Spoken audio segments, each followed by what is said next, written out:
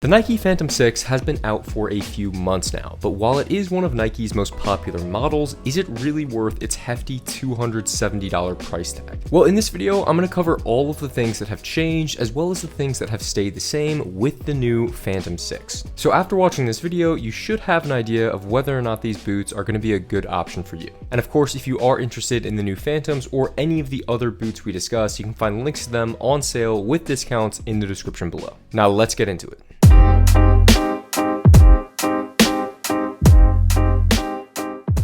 Now, when it comes to the design of the new Phantom 6, you're going to get pretty much all of the features that people liked with the Phantom GX2, just in a new aesthetic package. And the key feature that's going to continue with this model is Nike's patented grip knit material, which you're going to get covering pretty much the entire front of the boot. However, the way the grip knit is presented in the new Phantom 6 is a little bit different to how you may have seen it on the GX and the GX2. Personally, I was slightly more of a fan of how they integrated the grip knit with the previous Phantom GX2 because it was kind of part of the knitted upper, really just one continuous smooth surface, whereas with the new Phantom 6, they have this base layer of knit material running through the entire length of the boots, and then the grip knit, which is shown in orange on this colorway, is more so just a covering on top of that knit material. And the way I could immediately tell that it was a covering is because I could pretty much slide my entire finger underneath the upper towards the end of the boots here. So because you do have that layered design, the upper is going to be just slightly thicker than some of Nike's other models. And then in terms of the feeling of the grip knit, you're going to get not just the extreme stickiness, but also this ribbed texture,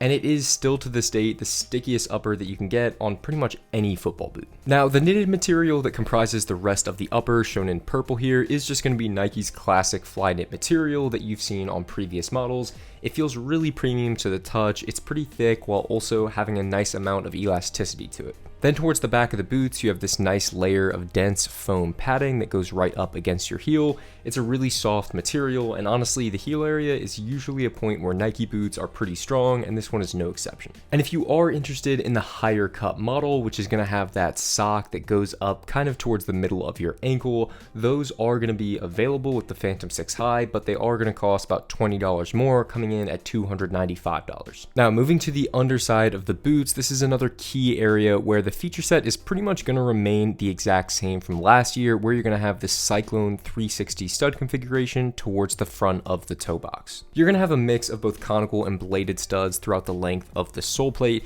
and then the bladed studs that are comprising this Cyclone area are pretty long and sharp, definitely going to be useful for digging into those firm ground surfaces. Ultimately, my main knock against this sole plate, especially the Cyclone 360 configuration, is that I don't really find it to be particularly versatile. I definitely wouldn't feel comfortable using these in a game situation on artificial grass, just because this sole plate is very aggressive. But thankfully, Nike does have these boots in an artificial grass variation where the sole plate has these shorter round conical studs, which are going to be much safer for those synthetic surfaces. So keep that in mind if you're a player who often finds themselves on AG. You can find these in both the Elite and Pro models with that artificial grass sole plate.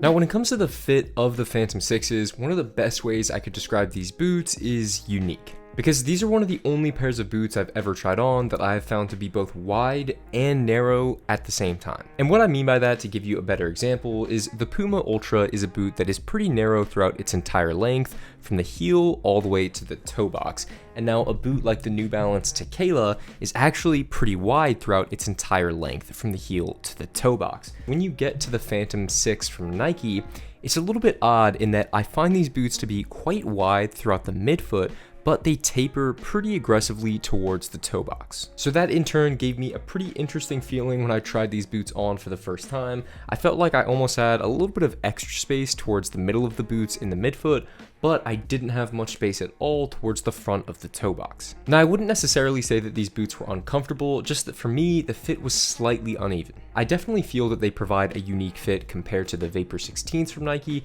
which are going to be a lot more snug towards the midfoot. So if you've tried on the Vapors in the past and you feel like you just need a little bit more room in the middle of the boots, you might actually prefer these. Now, in terms of the lockdown with these boots, the elasticated knit on the one-piece upper is going to keep your feet pretty secured, even before you get them laced up, but adding that extra layer of security, I really had no slipping towards the back of the boots whatsoever. The only important thing to keep in mind is because you do have that knitted one-piece upper, while it is going to stretch, you're not going to have a ton of adjustability in the lacing system, so however they fit when you first try them on is more or less how they're going to fit for a while. Now, when testing these out, I couldn't go quite as hard as I wanted to because I am still working on recovering from an ACL injury, but I did get to have a few touches and put them through some paces. And an important thing to note with the playability that I definitely noted with the Phantom GX2 is that the grip knit upper is very noticeable, especially in terms of your small touches on the ball. So whether you're dribbling or juggling, when the boots are fresh out of the box especially, this grip knit upper has such a sticky coating to it that it is going to take a little bit of an adjustment period. And not only is this sticky upper noticeable when taking small touches, but it's also very impactful in dead ball scenarios. So if you're someone who likes to take free kicks or just in general hit long balls, long passes, you are going to get, in my opinion, a slightly noticeable effect in terms of your ability to just impart a little bit more curve on the ball. Now, another important thing to keep in mind is as you wear the boots and play with them for a longer amount of time in different conditions, it's very likely that this grip knit upper will become slightly less sticky as you wear them, but certainly straight out of the box, I did notice a difference between these and the boots I have with more of a matte coating. And after wearing the boots for a little over an hour, a few things I liked about the fit. I did think the lockdown was great, and I also appreciated some of that extra elasticity that you get throughout the midfoot. But one slight con is that if you do have slightly wider feet like me, especially towards the toe box area, these are going to taper pretty aggressively. So if you know that you do need a ton of room in the toe box, you may want to look at some other wider options.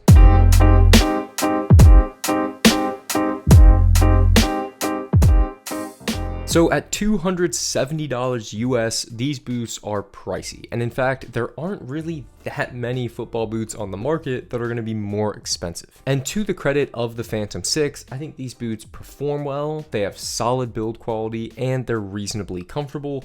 But I do think with a price tag that high, they are a little bit hard to justify. And one thing that makes them even harder to justify is that you can currently find the Phantom GX2 on sale, and I personally think that the GX2 is aesthetically just a better looking boot, and it is going to deliver all of the same features that you're getting with the Phantom 6. But as is always the case, which boot you like the look of is just going to come down to personal preference.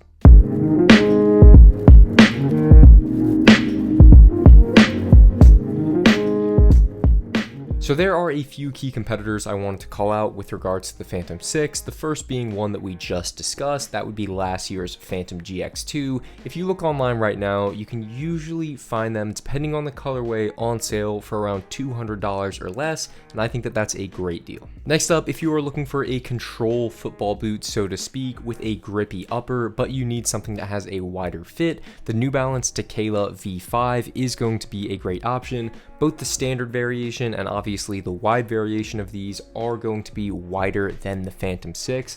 And New Balance did make a new change with the Tequilas in terms of the upper. It's stickier than it's ever been before. It's not quite as grippy as the Phantoms with the grip knit, but it's definitely up there and probably about 60 to 70% as sticky. And as I said, if you do need something on the wider side, these are definitely going to fit your feet better. And then another great alternative would be the Mizuno Alpha 2 Elite, which came out about a year ago. The Alpha 2 Elites are a great overall football boot, and they're amazing value, coming in at just around $180. They've got a comfortable fit as well as a more traditional lacing system with a standalone tongue, so you get a little bit more adjustability.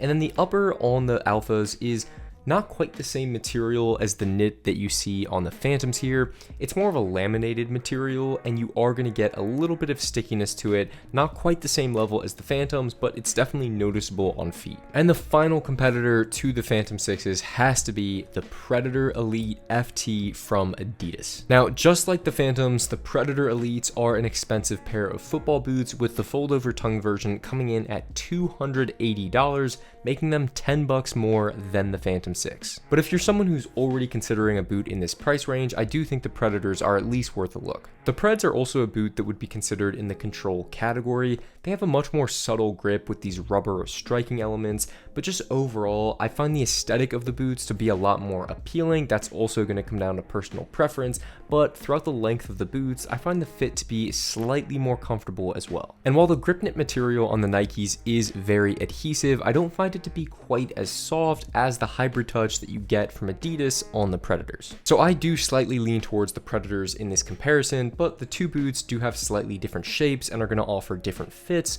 So if you have the chance to try them both on, I definitely think it's worth it.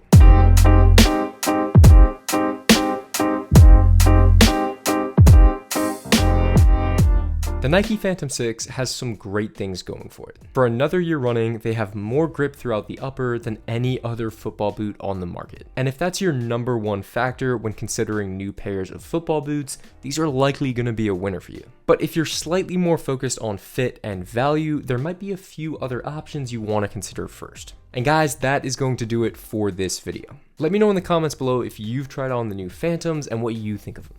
Thank you guys so much for watching. Please leave a like on the video if you've enjoyed, and I will see you on the next one.